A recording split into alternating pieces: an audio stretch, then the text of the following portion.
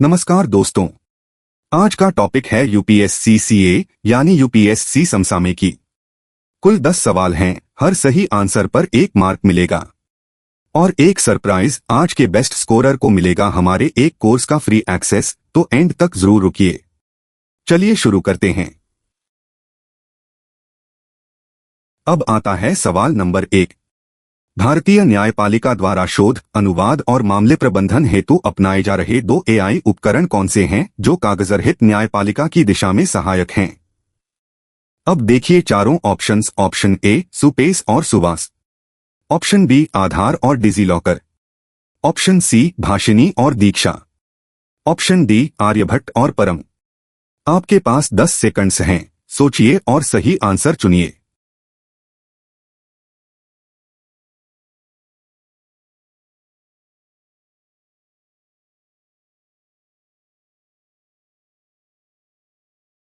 तो इसका correct answer है ऑप्शन ए यानी सुपेस और सुवास। अब इसे समझते हैं। भारतीय न्यायपालिका SUPACE, supreme court portal for assistance in court efficiency, मामले शोध प्रबंधन हेतु, और सुवास सुप्रीम कोर्ट विधिक अनुवाद सॉफ्टवेयर अनुवाद हेतु अपनाती जा रही है। ये कागजरहित न्यायपालिका के व्यापक प्रयास का हिस्सा हैं, जिसमें ई filing, digital case record, virtual सुनवाई और स्वचालित वर्कफ्लो शामिल हैं। तो याद रखिए ये पॉइंट। सवाल नंबर 2 ध्यान से सुनिए। भारत के राष्ट्रीय जलमार्ग अधिनियम 2016 ने कितने जलमार्गों को राष्ट्रीय जलमार्ग घोषित किया है, जिनमें 2026 तक लगभग 32 परिचालन में हैं? अब देखिए चारों ऑप्शंस। ऑप्शन ए 52 जलमार्ग 10,000 किलोमीटर, ऑप्शन बी 111 जलमार्ग 20,187 किलोमीटर, ऑप्शन सी 26 जलमार्ग 5,000 किलोमीटर, ऑप्शन डी 250 जलमार्ग 50,000 किलोमीटर। आपके पास 10 सेकंड्स हैं, सोचिए और सही आंसर चुनिए।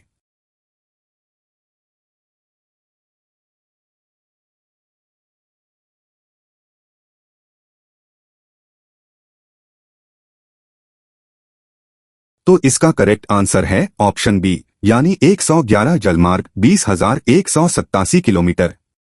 अब इसे समझते हैं। राष्ट्रीय जलमार्ग अधिनियम 2016 ने 23 राज्यों और 4 केंद्रशासित प्रदेशों में 111 जलमार्ग 20,187 किलोमीटर राष्ट्रीय जलमार्ग घोषित किए। 2026 तक 32 परिचालन में हैं। 5,155 किलोमीटर 52 तक विस्तार की योजना है।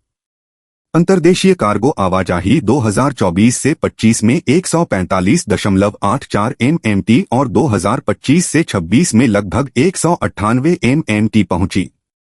NW1 गंगा भागीरथी हुगली और NW2 ब्रह्मपुत्र सबसे व्यस्त गलियारे हैं। तो याद रखिए ये पॉइंट। अगला सवाल नंबर 3। अंतर्देशीय जल परिवहन की प्रति टन किलोमीटर लागत बनाम सड़क परिवहन कितनी है, जिसके आधार पर मुख्य आर्थिक सलाहकार 2026 में आईडब्ल्यूटी को सबसे किफायती मालभाड़ा साधन बताते हैं? अब देखिए चारों ऑप्शंस। ऑप्शन ए आईडब्ल्यूटी 1 रुपया 0 पैसे बनाम सड़क 2 रुपये 0 पैसे, ऑप्शन बी आईडब्ल्यूटी 50 पैसे बनाम सड़क 75 पैसे, ऑप्शन सी आईडब्ल्यूटी रु 0.25 0.30 बनाम सड़क 1 रुपया 50 पैसे, ऑप्शन डी आईडब्ल्यूटी 5 रुपये 0 पैसे बनाम सड़क 10 रुपये 0 पैसे। आपके पास 10 सेकंड्स हैं, सोचिए और सही आंसर चुनिए।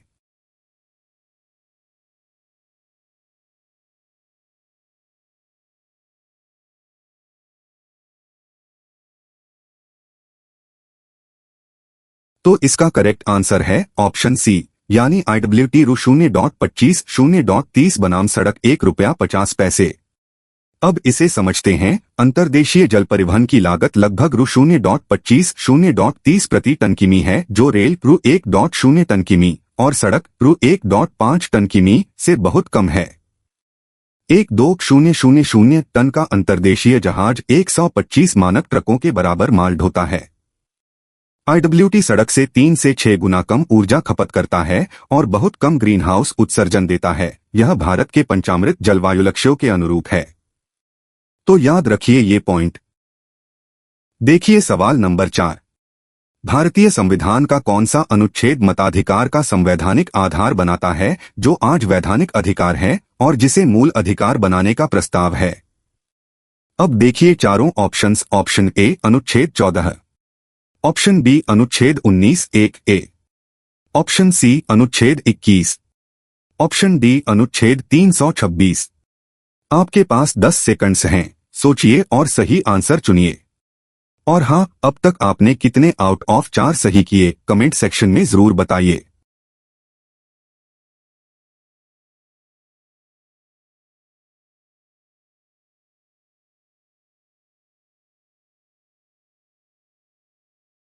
तो इसका करेक्ट आंसर है ऑप्शन डी यानी अनुच्छेद 326। अब इसे समझते हैं। अनुच्छेद 326 मताधिकार का संवैधानिक आधार है, जो 18 वर्ष से ऊपर के सभी नागरिकों को मताधिकार सुनिश्चित करता है। 61वें संशोधन 1988 द्वारा 21 से घटा।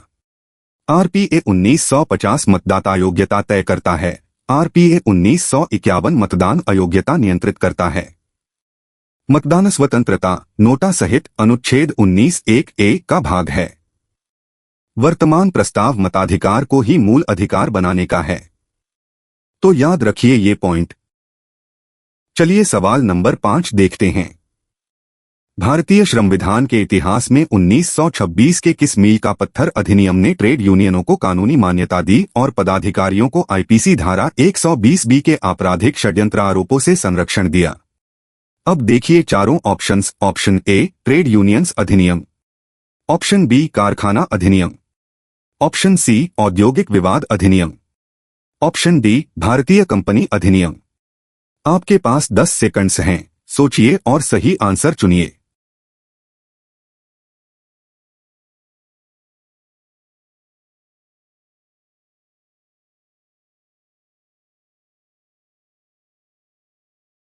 तो इसका करेक्ट आंसर है ऑप्शन ए यानी ट्रेड यूनियंस अधिनियम। अब इसे समझते हैं। ट्रेड यूनियंस अधिनियम 1926 मील का पत्थर था, जिसने पंजीकृत यूनियनों को कानूनी मान्यता दी और सदस्यों पदाधिकारियों को सामूहिक सौदेबाजी के लिए आईपीसी 120 के आपराधिक षड्यंत्र आरोपों एवं दीवानी मुकदमों से बचाया। यह 1921 के बकिंघम कार्नेटिक मिल्स मामले के बाद आया, जिसमें यूनियन नेताओं को मजदूर संगठन के लिए दंडित किया गया था। कॉमन लॉ में यूनियनों को षड्यंत्र माना जाता था। 1881 का कारखाना अधिनियम बहुत पहले बालश्रम और कार्यसमय पर था, तो याद रखिए ये पॉइंट। अब आता है सवाल नंबर 6। भारत की नई श्रम संहिताओं 2019 से 20 से 29 कानूनों को 4 संहिताओं में समेकित में से किसमें प्रतिरक्षा धाराएं बरकरार हैं, परंतु यूनियन मान्यता के लिए 51% समर्थन थ्रेशोल्ड और हड़तालों के लिए 60 दिन की पूर्व सूचना अनिवार्य है? अब देखिए चारों ऑप्शंस। ऑप्शन ए वेतन संहिता 2019, ऑप्शन बी औद्योगिक संबंध संहिता 2020, ऑप्शन सी सामाजिक सुरक्षा संहिता 2020, ऑप्शन डी व्यावसायिक सुरक्षा स्वास्थ्य एवं कार्यरक्षा OSH संहिता 2020। आपके पास 10 सेकंड्स हैं, सोचिए और सही आंसर चुनिए।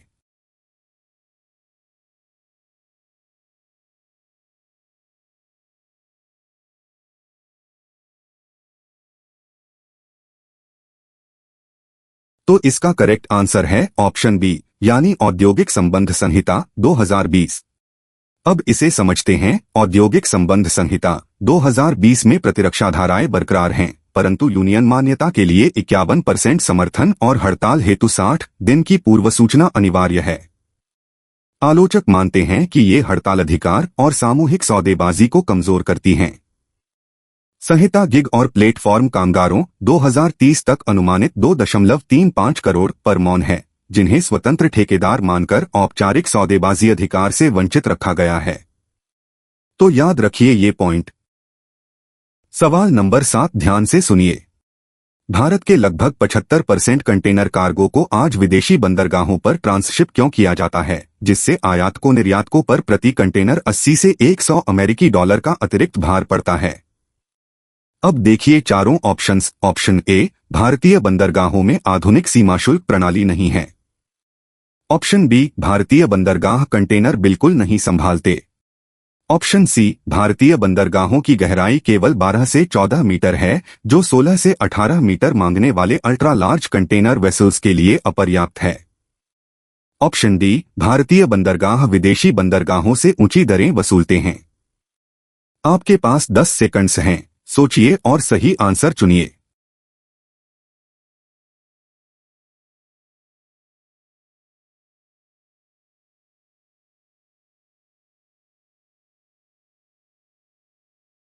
तो इसका करेक्ट आंसर है ऑप्शन सी, यानी भारतीय बंदरगाहों की गहराई केवल 12 से 14 मीटर है, जो 16 से 18 मीटर मांगने वाले अल्ट्रा लार्ज कंटेनर वेसल्स के लिए अपर्याप्त है। अब इसे समझते हैं। भारत के प्रमुख बंदरगाहों की गहराई मात्र 12 से 14 मीटर है, जो 16 से 18 मीटर मांगने वाले अल्ट्रा लार्ज कंटेनर वेसल्स यूएलसीवीज के लिए अपर्याप्त है। इसी कारण लगभग 75% भारतीय कंटेनर कार्गो कोलंबो या सिंगापुर जैसे विदेशी हब्स पर ट्रांसशिप होता है, जिससे प्रति कंटेनर 80 से 100 यूएसडी अतिरिक्त लगता है। समाधान: गहराई बढ़ाना, गालाथिया खाड़ी, ग्रेट निकोबार और विझिंजम केरल में ट्रांसशिप हब विकसित करना।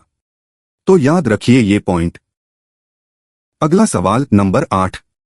जापान का जे अलर्ट, जिसे विश्व की पहली राष्ट्रीय सेल ब्रॉडकास्ट आपातकालीन चेतावनी प्रणाली कहा जाता है, पहली बार किस वर्ष तैनात हुआ था? अब देखिए चारों options. Option A 1997, option B 2002, option C 2014, option D 2007। आपके पास 10 सेकंड्स हैं, सोचिए और सही आंसर चुनिए। और दोस्तों, यहां तक का आपका स्कोर क्या रहा? आउट ऑफ 8 में कितने सही? कमेंट्स में शेयर कीजिए। बेस्ट स्कोरर को फ्री कोर्स मिलने वाला है, याद रखिए।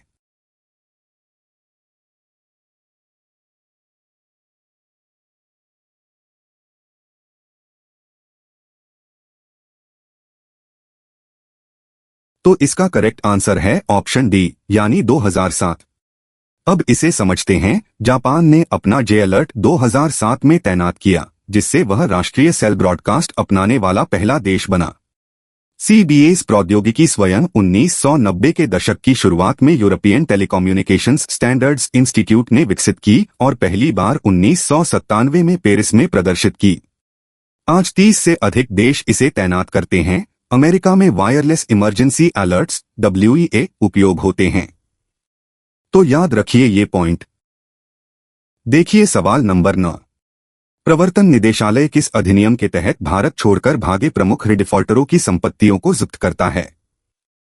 अब देखिए चारों options. Option A PMLA 2002, option B FEMA 1999, option C भगोड़ा आर्थिक अपराधी अधिनियम FEOA 2018, ऑप्शन डी कंपनी अधिनियम 2013। आपके पास 10 सेकंड्स हैं, सोचिए और सही आंसर चुनिए।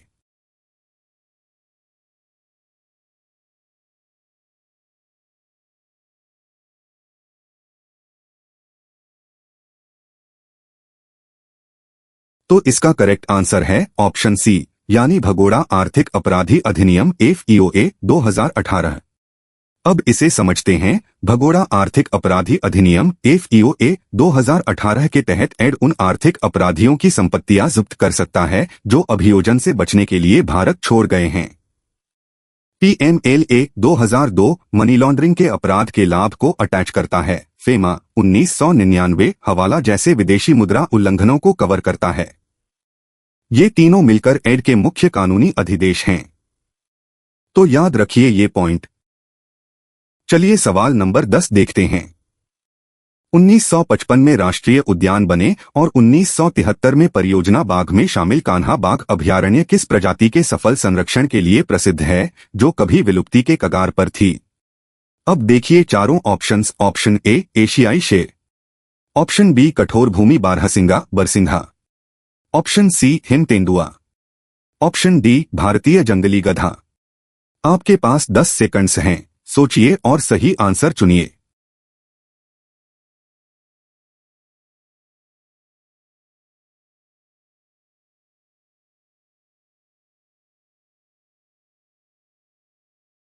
तो इसका करेक्ट आंसर है ऑप्शन बी, यानी कठोर भूमि बारहसिंगा बरसिंघा।